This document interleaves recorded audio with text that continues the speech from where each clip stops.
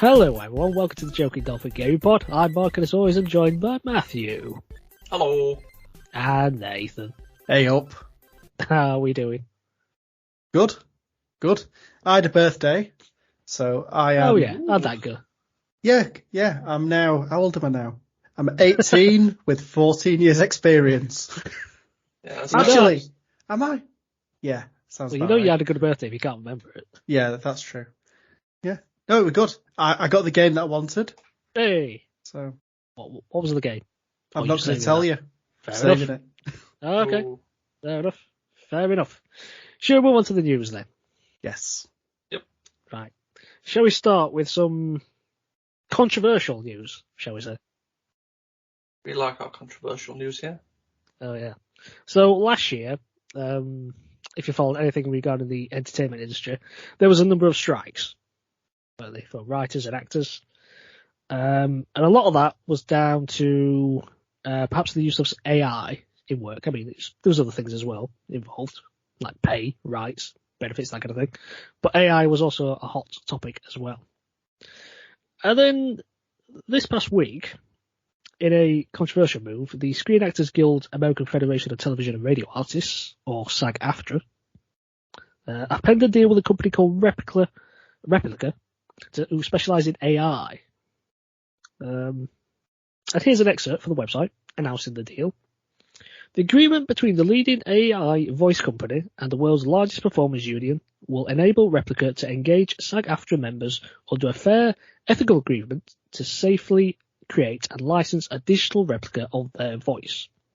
Licensed voices, not the word, licensed voices can be used in video game development and other interactive media projects from pre-production to final release. Approved by affected members of the union's voiceover performer community, this contract marks an important step towards the ethical use of AI voices in creative projects by game developers, and sets the basis for fair and equitable employment of voice actors as they explore the new revenue opportunities provided by AI. In addition to establishing minimum terms and conditions, the agreement ensures performer consent and negotiation for users of their digital voice double and requires that performers have the opportunity to opt out of its continued use in new works. So that's the gist of it from the website. Now, a lot of people have criticised this, if you've been following it, labelling it as sort of like a betrayal of voice actors.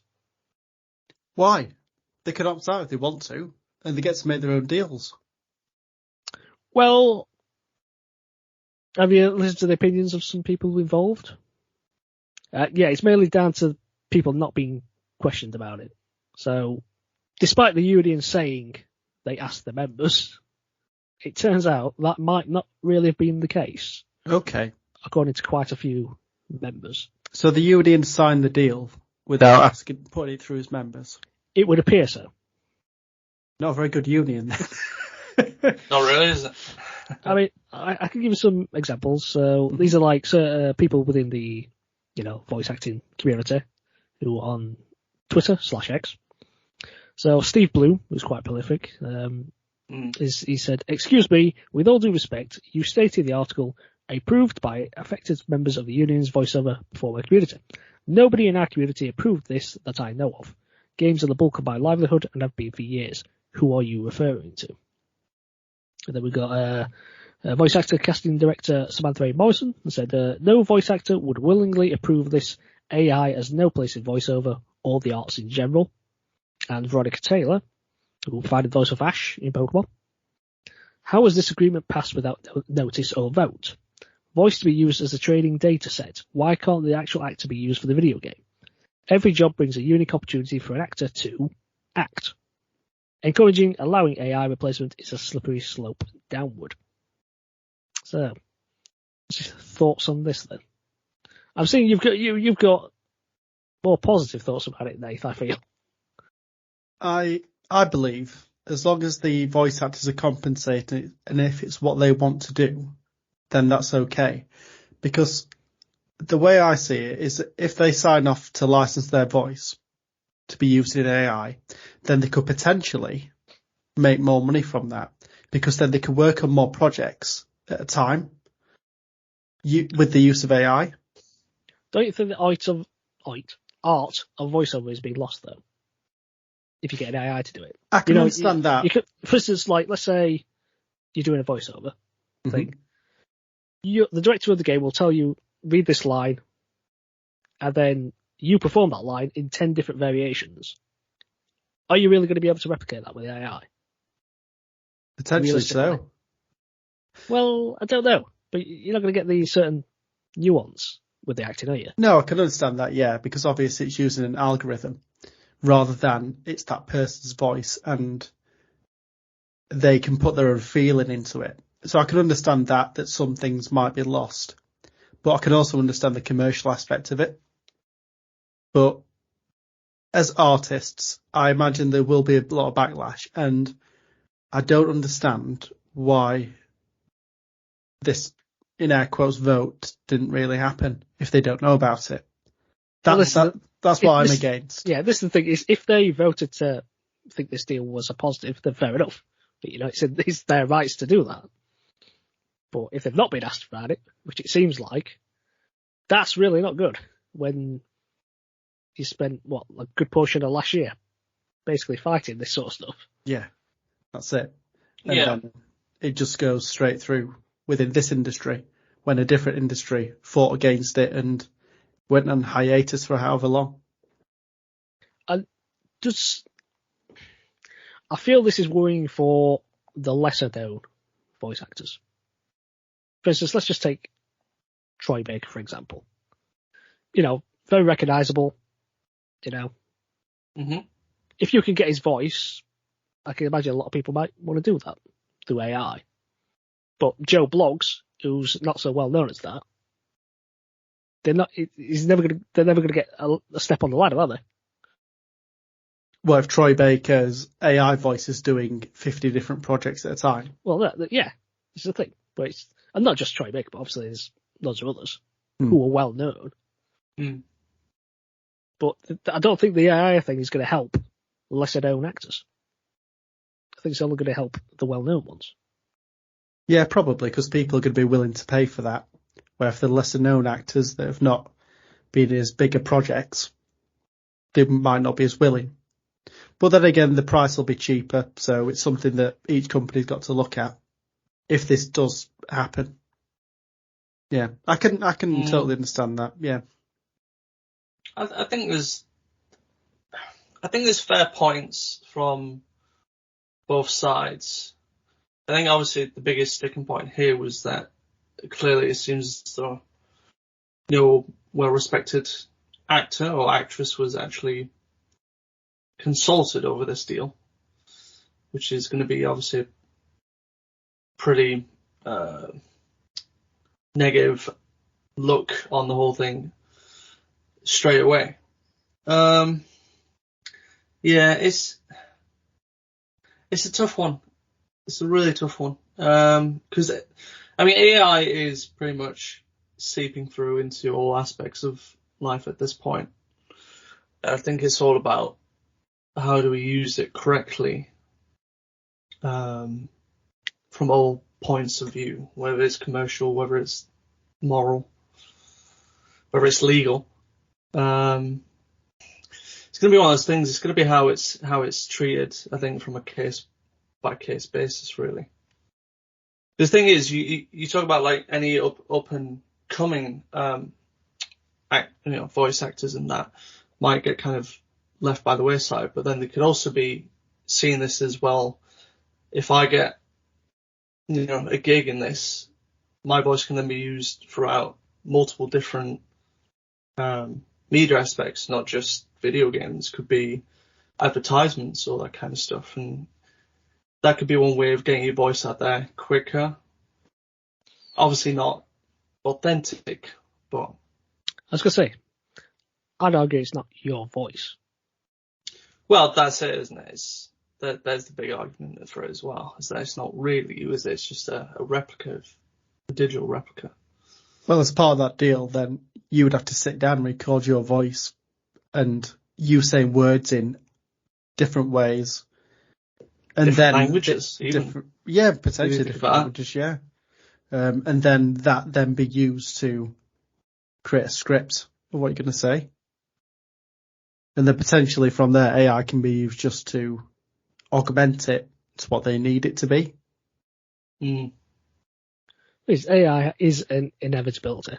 So I think there had to be some form of deal at some point. Because it was going to seep into the business anyway. There was no stopping it. But I think in terms of you've got to have them involved. Yeah, in terms of bringing AI in, I think you have to have contracts and stuff in place for the correct usage of a voice actor's voice. Because I can already see this going kind of spiraling out of control. You're already seeing like deep fakes of adult content of, certain actresses or actors that have definitely not been involved in that kind of stuff. And then you're going to get that same with voices and stuff.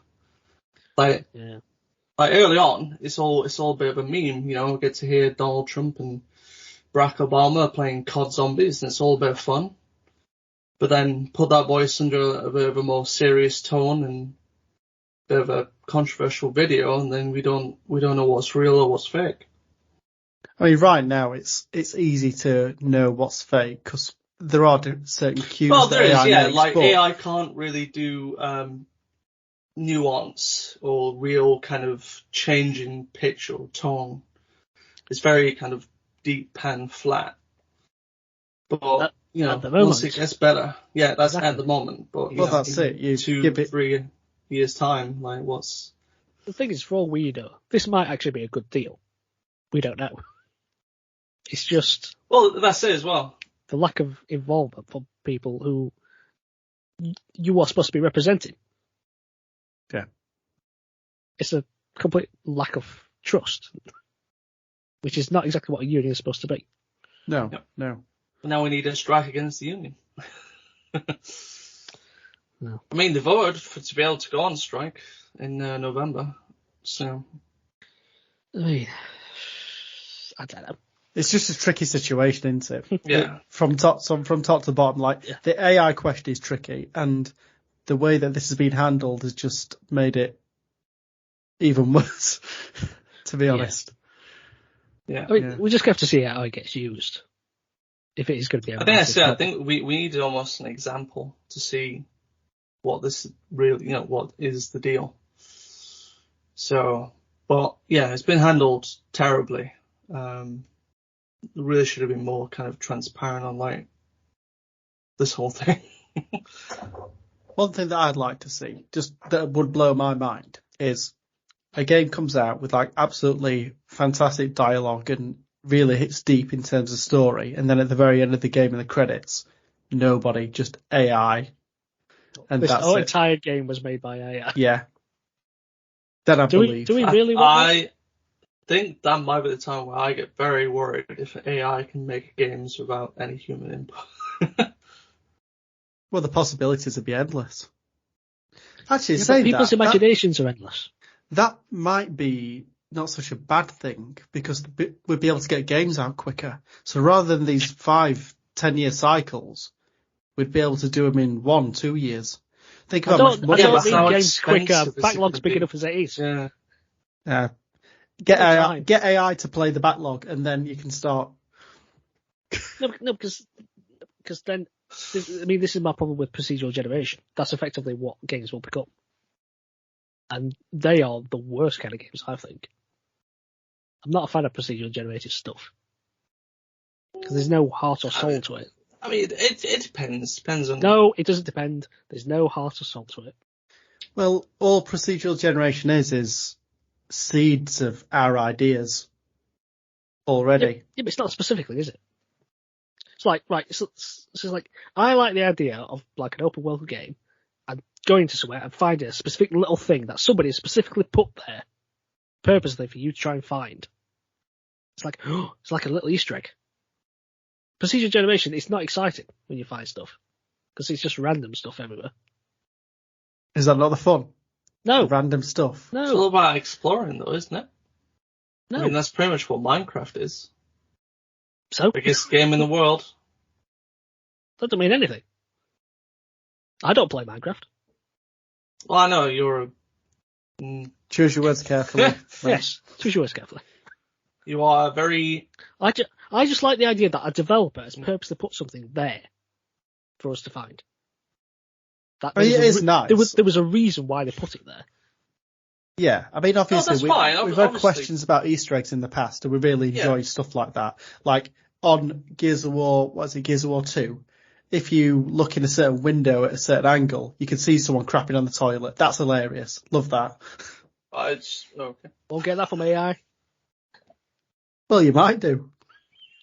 Maybe. But a sticky situation, I'll say.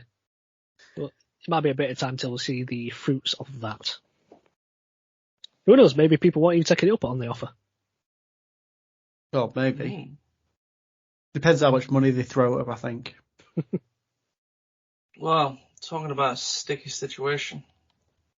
Don't know if you guys have been seeing the latest previews for Rocksteady's Suicide Squad game. Okay, you're insinuating that everybody's hated it, but I've seen some positive reviews, so I'm kind of torn about what's actually going on here. There seems to be a bit of mixture of impressions for the game at the moment. So, recently, a lot of game outlets, I imagine influencers and whatnot, got to play sort of like a beta preview for Suicide Squad, Kill the Justice League, and it has been very mixed. I've seen a lot. Well, firstly, I mean, I've seen pictures of the UI, and good God, what? I mean, it makes Assassin's Creed look like a bare, clean cud. Like, what is going on? It's just there's so much information on the screen at one time. I mean, there seems to be a mixture on the actual gameplay itself. I've seen some people actually quite enjoy it. They like how the characters feel a little different from one another. And actually like doing the gunplay and stuff. I've seen a few people say it's fun. I've seen the opposite of that, where they say it's quite clunky. Movement just doesn't seem to be that much different between characters. So what we established here is that nobody seems to know. No, it doesn't. Everyone's got their own opinion. But, you know, everyone has an opinion, don't they? So, the thing that's actually come out of this news that I thought was quite interesting, and I don't know if this is just because this is the first time I've publicly seen a company come out, well, I shouldn't say company, a developer's come out and said this, or whether it's like people actually, you know, developers do this, you just don't say it. You know, people can come out with what they think and stuff. But Rocksteady's essentially come out and said, the participants on the closed alpha that got invited, some time ago, they're lifting the NDA on them being able to talk about their preview of the game. So when people were playing the alpha of it, now they're not allowed to show any gameplay, any screenshots or whatnot, but they can actually talk about their experience. And apparently a lot of people seem to be more positive when they played the alpha than all these previews that have come out on the beta. Which I think is just now confusing everything at this point. Because it's like, okay, people could enjoy the alpha, but you've got a beta that surely should have been built upon. But now seems like it's not as good. I don't know. It's such a confusing period for Rocksteady at the moment, I think. Oh, they're just trying to claw back marketing, though, aren't they? I think this is it, isn't it? I think it's just been nothing but negativity. So yeah, I think you could see that this is seen as like a ploy of like, oh, we can get at least people to say good things. Yeah. So we can try and balance it out. It's like, because if you're not saying anything and all you're hearing is negativity, then. And plus, this is like this thing where if you tend to have an NDA that goes very close to the Y of the release of the game, that's always seen as a bad thing. So just sometimes it is possible as a good thing. Yeah. But generally, if you're confident, you kind of like say reviews can be done a week before the game comes out.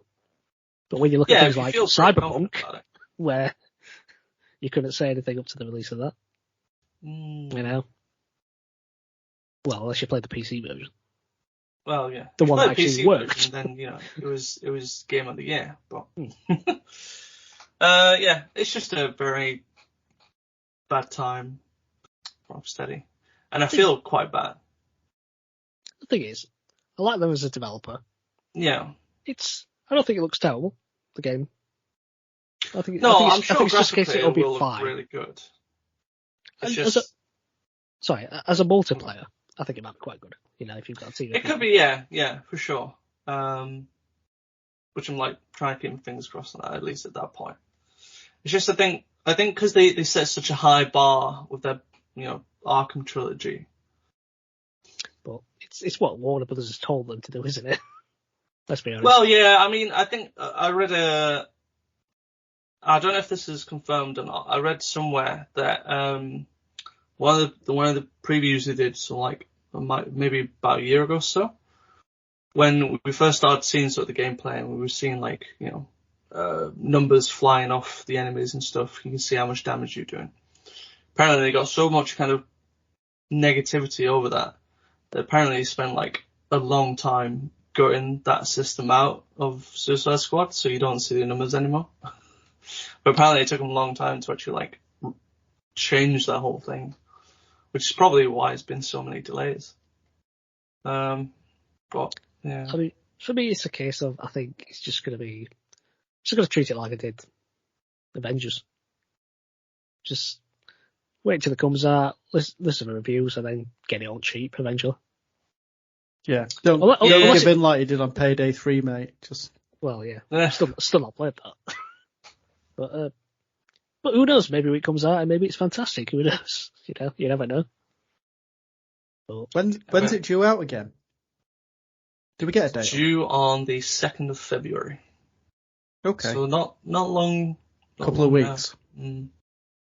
So we shall see very, very soon. I do hope it's good for you guys, obviously. I'm not overly bothered about it, but yeah. Right. Anyway, last year, Xbox did a developer direct, and they're going to be doing another one a bit later on this month. So on the 18th of January, they're going to be hosting another developer direct from their main companies. So IGN came out with something a few days ago, just outlining what we should expect to see. Now, one of the games from Machine Games is Indiana Jones, so we should hopefully be seeing a bit more on that. Quite exciting. Obsidian's Avowed. Oxide Games is Aura, History Untold. I think that's how we pronounce it, but anyway. And then the one that I'm looking forward to the most is Ninja Theory's Senua's Saga Hellblade 2. Because I played a bit of the first one. It is mind-bending, and I love it. So, yeah. So we got that coming up on the 18th, and that's going to be at 12 p.m. PT, no pun intended. 3 p.m. ET, and 8 p.m. our time GMT. So, yeah, think about watch that and see what takes place. Speaking of Indiana Jones, Lucasfilm, it turns out, have registered some domains, which may suggest what the title for this upcoming game is. Ooh. It's believed that the game will be called, if these are to be believed, it will be called Indiana Jones and the Great Circle. I thought it was going to be called the Crystal Leg or something like that. Just go around all the body parts. And the Crystal Leg. There we go. We've got the Crystal Heart. I mean, it's not a fantastically exciting name, but I mean, it doesn't reveal much, does it? It's this globe-trotting, circle, circumference, equator. I know, Maybe something to do with the centre of the Earth, something like that. I feel like at least the film titles had something related. I mean, well, obviously, Well, it might maybe make it will sense. be related. It's just, I don't know. Like, when you hear, like, you know, The Last Crusade, it just, I don't know, it sounds more adventure-y than The Great Circle. True. But who knows? Don't ask me. But I'm really forward to seeing some things about this game. I, really like Indiana Jones. It's been a long time since we've had a good Indiana Jones game. Machine games are great. I remember playing one, what was it on? I think it was on PC that I really enjoyed. Is this Fate of Atlantis? It might have been, yeah. I think was it also on the original Xbox? I remember there was an Indiana Jones game on there. Don't It was decent. know. I'd have to search it, but I had the Last Crusade game on Mega Drive. I really liked that. That was good. I can remember playing an Indiana Jones game. It was like a point-and-click adventure. Oh, I can't remember what it was called, though. Is it? Oh, right. Was that the Fairlands? No, this was more like a 3D adventure game. I think it might have been on Xbox, but it feels like Indiana Jones should be like the easiest IP to make games off of. Like, why have they not made as many? I think Uncharted have kind of stolen its thunder, isn't it? Yeah. That's a little bit, yeah. Not that Uncharted's bad. No, don't. Just get the Indiana Jones IP Yeah. and just stick a hat and a whip on him. There we go. there we go. Well, one thing they could do, actually, utilising AI, is use Harrison Ford's voice for the game. No. It's fine. Just use an impressionist. Right, well, we have potential up-and-coming new DualSense controller. Ooh. I love a bit of hardware. Well, what about you do? You could say it's a bit of a version 2, maybe a bit of a revision on it. So, this got spotted on a Walmart Canada listing. I thought it was Best Buy. Oh, I've got this down from Walmart. Maybe they both linked it then. 'Cause I'm Both looking links at the same time. I'm looking at the Best Buy listing here. All right, well, I've got Fair enough. Both made a mess up. Must Or do. maybe they didn't. I mean, I don't think they ever do, really. I swear these things get leaked all the time. Yeah, it's always like these. It's always like a retail listing, and it's like, Yeah. well, anyway, this new controller is going to come bundled with a charging station, and reckon it'll have a exceptional 12-hour battery life. That's Which really sounds good. pretty good. I think the current one's only about 6, isn't it? So Yeah. pretty much double. So at the moment, I think the originals last about 6 hours, roughly. I'd Yeah, say. so expecting double. I don't think there is any other new stuff. No, there's nothing else changed. It's It's just literally just the battery, isn't it? So they battery shoved a and- bigger battery in, and they're going to make us pay Yeah. for a docking station. that. No, it comes with it, apparently. No, it comes with it. Yeah, but you're paying Which for is a it. good thing. Well, yeah, but I don't think it's a big increase in price, is it? it It's did say it was going to $89.99 have American dollars. Sorry, Canadian dollars.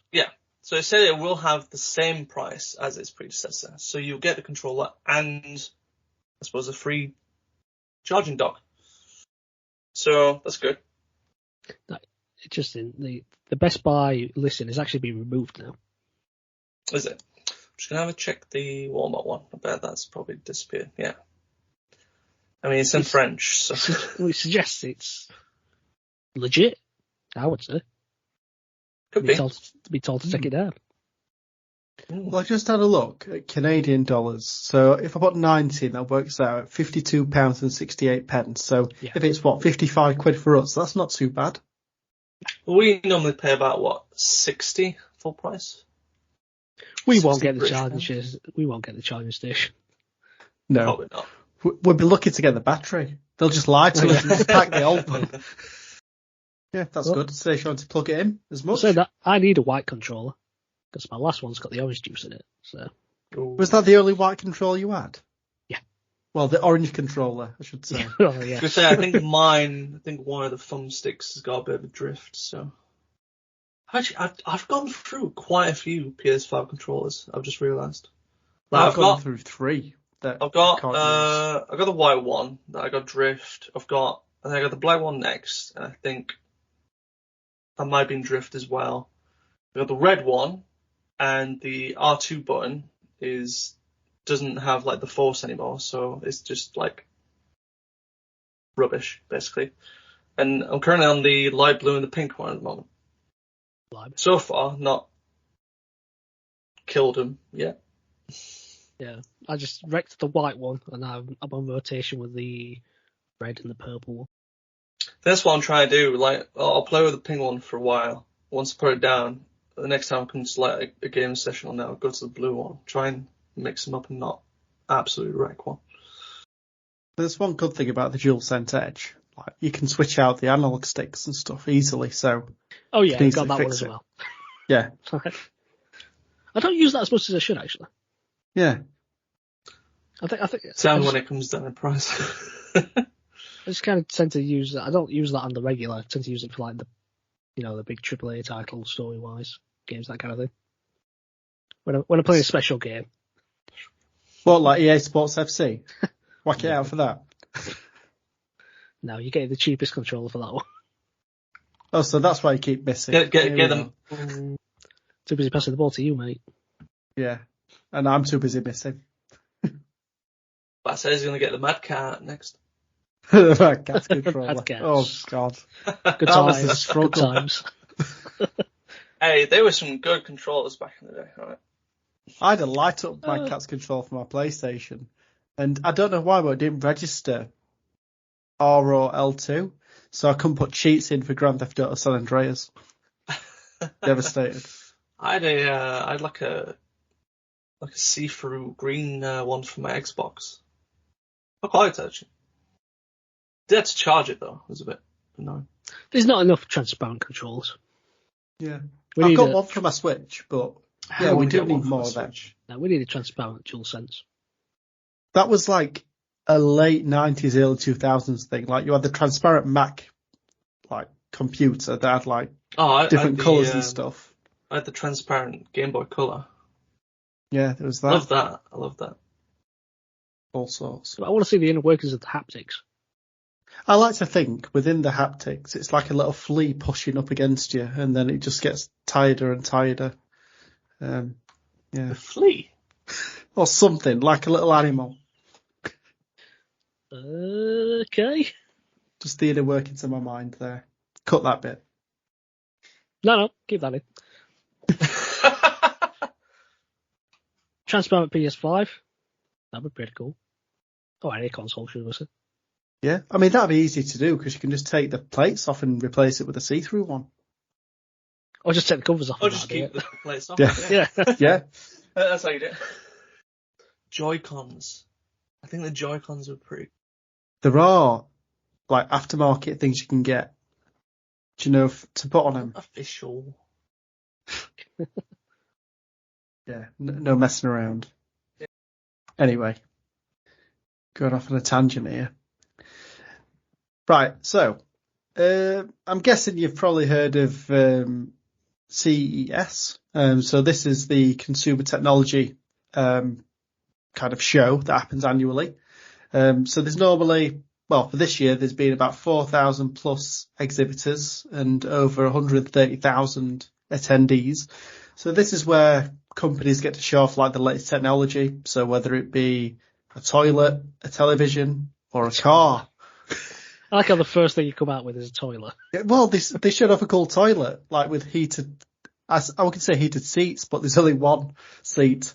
So heated seat and other cool things like soft closing, and most toilets do that anyway, but yeah. Anyway, enough about this toilet. So, they actually wheeled this one out last year, but they came out again. So Honda, have got a car called the, Afeela. And within this car, you can actually stream your PS5. So I think I've sent you a few pictures so you can see like the insides of it. So in the front of the car, there's a dash with loads of screen real estate. So you've got your speedo on the left, and then panning across to the right is a massive screen with like loads of panels. But on there, you can actually play your PS5. So it works a little bit like your Portal. So it streams it. So it's not kind of got a built-in PS5 with a disc drive, for example.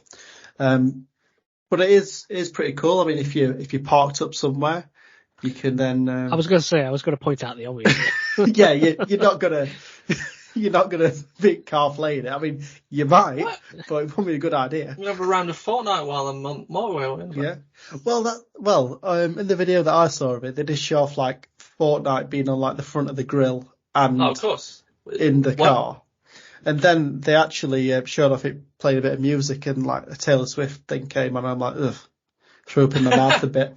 But anyway, it's mid, mate. We don't entertain that. But yeah, anyway, so somebody from IGN got in the car. Mid. Why has that become a word now? Mid. Why does everybody call things mid? Because they are mid. What is it with youth now? Youth. So I keep seeing that on the internet. Come on, such and such is so mid. New names. I'm trying to keep up with the youth. I'm getting old, mate. I'm 32. Got to try and hold on to it as long as I can. But yeah, anyway, IGN showed us around the car, so they got in there, got to have a seat in it, and show us what it's all about. Show us the kind of the CarPlay side of things. It did look pretty cool. Right now, it's only a concept, and it's not out for kind of. You can't buy it, at least now. But it looked pretty cool. I'd like it if I ever got the chance to buy one and had the money, obviously. Sounds utterly pointless. Let's be honest. Probably. Let's just, let's call a spade a spade. The steering wheel's cool. I like the steering wheel, among other things. Was that the I don't know if I saw a screenshot. I wasn't sure if this was right or not. Was that the same car where you could actually drive it using a PS5 controller? I think so, probably. Actually, yeah, I think that's how. Yeah. Cool. I think that's how they introduced it. I'm sure they introduced on stage, the car. It came they on. drove it with the PS5 DualSense controller. Oh, in my head, I was thinking, is the steering wheel just a massive DualSense? That'd be insane. But imagine if you were driving the car with the DualSense and had drift, you'd be buggered. I just kept on drifting on the motorway. Like, this isn't going well. No, I've got in my mind that was it Tomorrow Never Dies, where Bond's the car with the Nokia. Yeah. Other films are available. That is true. Yeah, one thing that I do like about it actually, it's got like AR like aspects to it, so you can look in the screen and it's got a camera at the front of the car, and it comes up with like information about the places around you and stuff like that. That's pretty cool. Who's going to be looking at it? Me, I would. While running people over, going, "Oh, that's interesting." Yeah, the driver can see it because they can see in front of them, and they can see like all the information that the AR screen shows. Yeah, all the other gubbins that's going to distract their attention. Yeah, probably, but okay, it's fine. Okay. Actually, this is going to be a problem child, this thing. Oh, I'd love to give it a go. Because people are going to be driving that thing, and all you'll be hearing is... That's what's going to happen. And that's just Lisa in passenger seat. Oh, that's a bit harsh. I know, she'd be driving. She's a better driver than me. But don't tell her that I said that. No, this podcast isn't going live in 2 days' time. She don't listen anyway. Thankfully. We've lost a potential listener. I can get her to listen to it. If she's never listened to begin with, didn't lose the listener. Yeah, that's true. Just didn't gain it. We could gain one. You gain one. It's okay. Funnily enough, I was talking to my cousin the other day. Sorry, I'm going off on a tangent again here. And he's like, "Oh, what's the podcast that you're doing?" I'm like, "Oh, I'll send you a link, mate." He said, "Oh yeah, I love a good podcast, mate." I was like, "I never said it was good." Oh, dear. But yeah, anyway. How utterly professional that was. Well, it's obviously I'm biased. I think it's a fantastic podcast, but Yeah. um, You don't want to raise expectations for other people. I get exactly, it. yeah. I get it. I'd rather under-promise and over-deliver. Exactly. Yeah. Exactly. Yeah. Hey, put that in your appraisal, Mark. Yes, I will. That will make no sense to the listeners. I think we're going to cut all this out. Right, well, shall we move on to some casting news for our favourite video game TV adaptation? Yes. That Nathan is still not finished. I have actually, while I've been off. Excellent. I've not really, I'm joking. Oh, I hate you. I know. Right, well, if you don't know what we're talking about The Last of Us. It's on the HBO.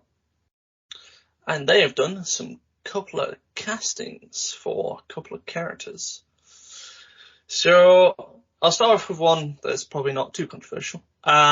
So we have got our Jesse, who was the guy that hangs around with Ellie and Dina. I knew I was going to say that wrong. So the actor playing him is young Mazzino. I don't know about him too much, other than apparently he stars in Beef, whatever that is. Apparently it's Emmy nominated, so I'm like massively out when it comes to all sorts of TV shows and stuff. But good luck to him. I'm sure he'll kill it. Now, onto the juicy one. We have our Abby, who has been cast. I thought you were going to announce the Dino one. Oh, I've not seen the Dino. Is that as well? No. Well, I've thrown that in without actually. They've definitely announced it, but I haven't got the notes here. Oh, I do apologise. I'm just going to check if... Isabella Merced has been cast as Dina. Don't know much about her, though. Well, again, I'm sure she'll kill it. So, moving on to our Abby. It is Caitlin Dever. I hope I've said that right. Diva, I believe. Diva. This, I think, is a stroke of genius. You reckon so? And I'll tell you why. Well, her TV credits do include The Last Man Standing, Justified, Unbelievable, and Dope Sick. And she's also been in the films Booksmart, Rosalind, Next Goal Wins, and No One Will Save You. Now, the reason I say I think this is genius is because if you followed anything about the casting for the first season, everyone online was banging on that they wanted Caitlin Dever to play Ellie. They kept going on about it constantly. And they wouldn't have it. And then when Bella Ramsey got cast, the internet did its thing where everybody hated on it. So they didn't get the person they wanted. Oh, she didn't look like her. Yeah, things like that. I hate that kind of stuff. Yeah. And then obviously we all know what happened. You know, they were the same with Pedro. A lot of people, there was quite a bit of negativity about Pedro as well. And then they both just absolutely killed it. Yeah. I didn't see so much for Pedro. Oh, there definitely wasn't as much, but there was some. Okay. But it was mainly around the Ellie. Oh, of course. Now, without going into anything spoilery for the game, for the second one, I think that's a stroke of genius to cast her as Abby, if you know anything about the game. Because that's just feeding into that mentality of the people. It makes perfect sense to me. I think they knew exactly what they were doing. I find it hilarious. And I can't wait. Do you think they've done this in a bit of a troll way? Yes. Yeah, okay. but I think she will nail it. I think it's brilliant. I think that. Well, I don't think anyone can argue about looks, because... But she needs to beef up a bit. Yeah, that's it. She needs to get on the steroids. That'll be fine. Few burgers, it'll be fine. I mean, that's easy for, like, actors and actresses nowadays, isn't it? You need to beef up? Yeah, just give me like 3 weeks. And I'll just like Hugh Jackman. Yeah. Can't wait to see. Well, I want a trailer already, to be honest. Oh no, they've only just started filming it, haven't they? More than likely. I mean, because of the Writers Guild of America strike, I think they had to push production to February this year. Yeah. So not getting season 2 until at least 2025. But this story is going to be divided into 2 seasons, I believe. Yep, they've already said that. I said that. Okay. So that'll be interesting. Um, Which makes sense if you know anything about the story. Yeah, certainly. I'm just trying to think where. I could see a natural jumping off point for the 3rd season. So. But we never really spoke about the actual series. I just was like, do you know what my favourite bit of the whole show was? Bill? No. My favourite bit about the show wasn't actually about the show. It was about listening to other people talking about the show. Because at work, there was about 4 other people who never played the game, didn't know anything about it, and they were engrossed for the series. Really? Yeah. And every week they would come to me and start talking to me because they knew I'd played the game, and and it was just wonderful listening to how much they were looking forward to the next episode, how they were so excited about what had happened and things like that, and they were telling me what they thought was going to be happening in future episodes, and I'm like, that's interesting. They think that, but it was just I found it quite uplifting that other people got to experience this story who never played the game or never in general pick up a control pad. So for me, that was just a lovely thing. But I look forward. I'm very interested in what people will think of the next season. So I think it'll divide opinion the original the game. But I'm looking forward to that. But no, that was my favourite thing about it, actually, just listening to other people. And my brother as well, because he's never played the game, and he really loved the series as well. That's quite interesting. It's obviously because it's had a series, it transcended games, and generally if you're a gamer, 95% of you's probably played The Last of Us, and you get it. So it's nice to have different people coming in with fresh eyes, and it's interesting you say they thought things might have gone a different way, where obviously we've played it for over a decade ago now, probably. And we nice have our own preconceptions. Yeah. So it was nice for me sometimes because obviously they changed certain bits, and it was nice for me to have conversations saying, "Oh well, in the game they did this, and but in the series they seem to have gone this direction." It was nice just having those conversations, really. So more of them. Let's have more of that. Yeah. Well, that'll be that then, chaps. Thank you very much. If you enjoyed listening to us, please consider tuning in next time. We release weekly on Tuesdays. You can visit our website at jokingdolphin.com. Follow us on all social media platforms. You can find Joking Dolphin on YouTube and Facebook, as well as on Instagram and Twitter at Joking Dolphin. Until next time, thanks for listening. Goodbye. Take care. Bye-bye.